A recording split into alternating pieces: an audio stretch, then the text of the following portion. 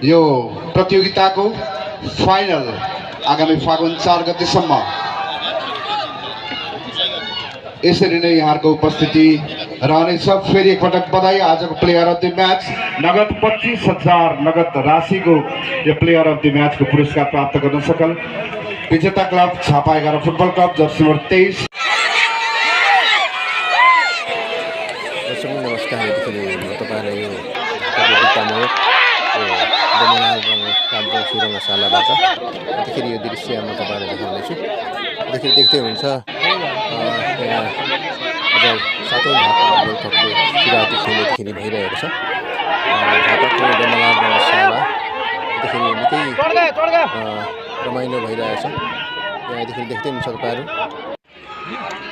आफ्नो घरेलु मैदानमा झापा 11 र पुलिस क्लब बिचको आज सुरुवाती खेलमा यहाँ एकदमै कडा प्रतिस्पर्धाको रूपमा यो खेल हामी देखिरहेका छौँ। देख्दै हुन्छ यो डमलाल राजवंशी रङ्गशाला दर्शकहरूको निकै बाक्लो उपस्थिति रहेको छ।